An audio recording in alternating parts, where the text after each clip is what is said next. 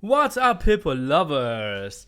WTF happened in April 2021, and as you can see, we have quite some stuff on the menu. There was a big launch event at the start of April, giving a lot of information, or not a launch event, it's more like an information event about things in the Age of Empires universe, new civilizations for Age of Empires 3. Then lots of info about Age of Empires 4, and there was also a new expansion for Age of Empires 2 announced. Now afterwards we found out that there will be, I believe, 2 new civilizations, and it's more of the Eastern European region.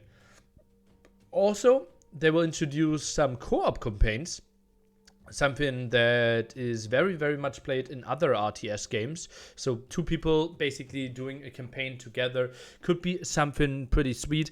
Obviously, I'm not a big fan of adding new civilizations, thinking that that's not the greatest thing to go with, but the last expansion did sell incredibly well, and therefore I'm not surprised that they went for this step, and it will be another colossal task to come up with new ideas for new civilizations that will be balanced, right? And because that was kind of the problem we had with the last patch. First, those civilizations were way too good. We didn't allow them in tournaments even, and then they dropped heavily in their win rate after the first nerfs. And yeah, we are in that spot now where they probably, after the next balance patch, will be probably too good again. So it's a bit of a ping pong with making them too strong and too weak at the moment.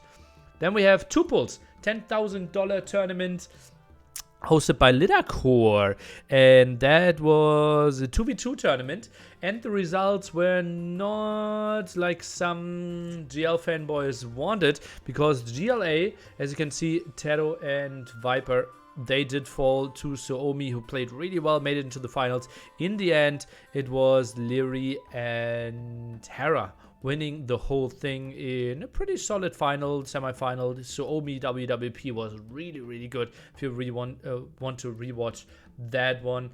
And yeah, people really love that one. Lots of love there in the direction of Litacore, and reasonable viewer numbers for sure.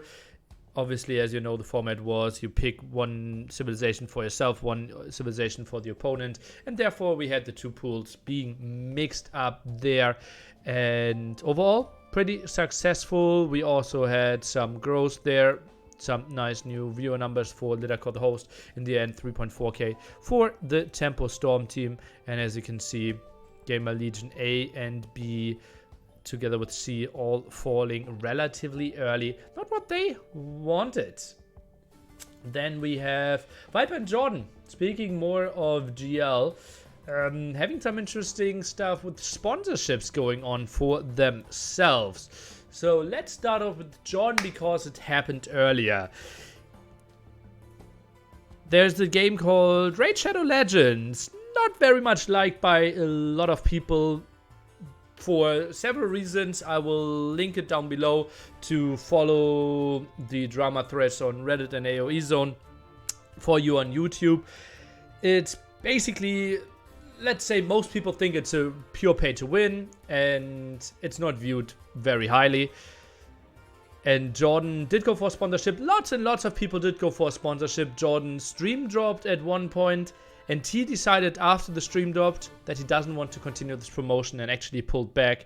And that was highly viewed, well, in the community. Lots of people applauded him for that one.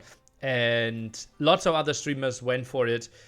And then there was the other thing with Viper. He did get a contract, or probably wanted to team up with a crypto website that looked not very professional to the eyes of a lot of people.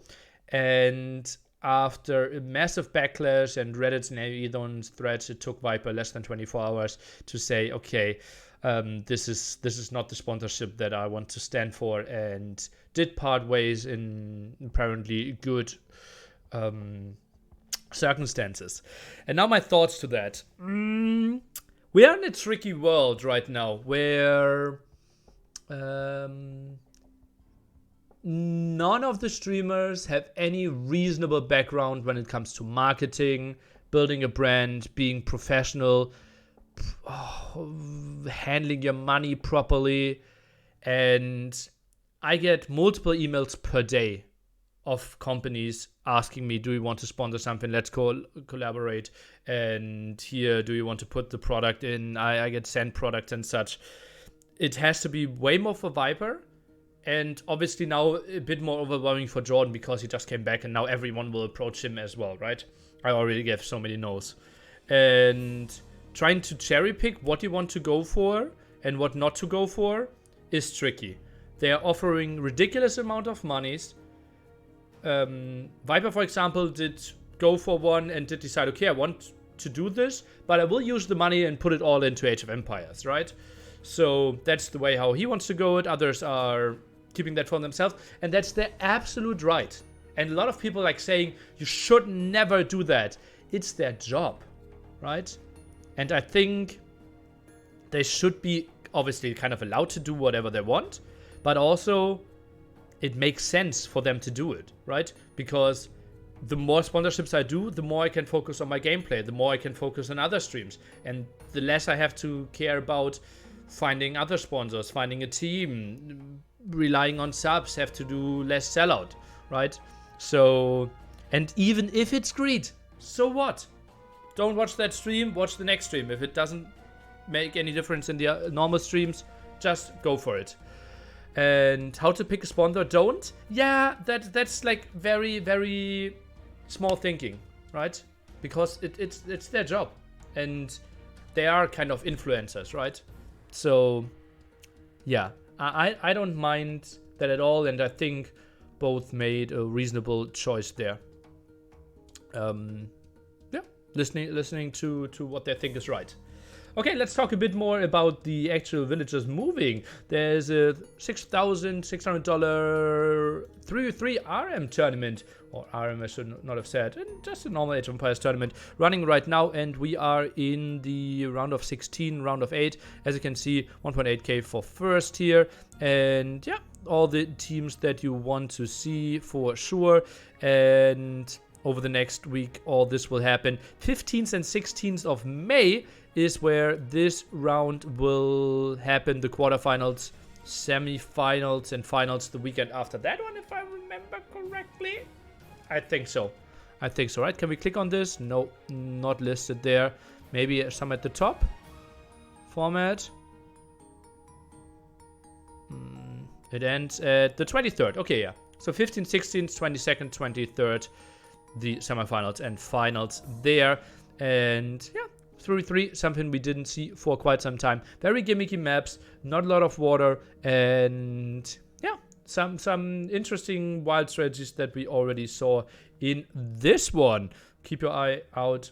And then we have Deathmatch World Cup, $10,000 on the line there, and lots of surprises in the deathmatch community.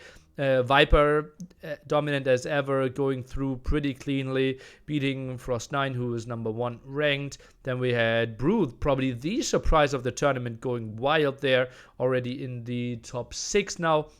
Rage is going into the finals there, and remaining players, Chris, Code, True, and Tato. Those will play during this week, and then we have 7th and 8th. Oh no, that's 8th and 9th, right? 8th and 9th of May, the big finals, all Saturday, Sunday long with the remaining 6 players. Should be a really good one. Obviously, the unfortunate story, nearly losing pretty early, feels nearly, man, and lots of people not really showing in the first round.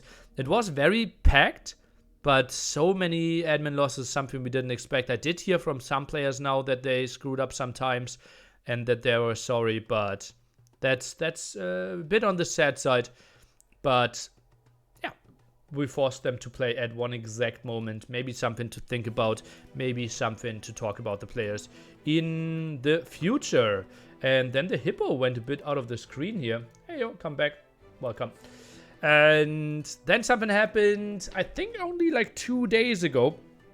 on Monday, I believe. There was a show match, GLA against WWP, that is Tato and Viper against Lux and Mr. Yo. And obviously Mr. Yo, the legend in China and highly regarded after winning Clan Masters, the final showdown, Red Bull, the biggest streamer, constantly top 5 in all the tournaments over and over again. And Lux got a lot of fame in the old days. Then Vivi kind of got very famous because he was so entertaining, his playstyle. I think he should be a pretty good streamer from how I interacted with him. And Lux more on the calm side, I would say. And therefore Lux got pushed a bit back, but now had the huge success with the 2v2 World Cup in December. But apparently the last stream went really bad. And lots of blame on him and how he's pulling back Mr. Yo and why he's not improving and such. And he announced that he only wants to play 3v3, 4v4 with friends now. Doesn't really want to continue playing any tournaments. Would be really sad. I'm obviously a big fan of his. He was my favorite player in like 2015. Completely revolutionized how we view team games with weaker civilizations and how to be played with the aggressive, putting it into weird spots. So I would hate that, but personally, and that's an opinion, I think it's just a phase. And every time my parents told me, yeah, that's just a phase, I really hated them for that. So please don't tell him. I think it will something that won't last for too long. But status at the moment is he won't be playing too many more tournaments and won't compete too much more, simply because the chat was apparently really, really toxic towards him.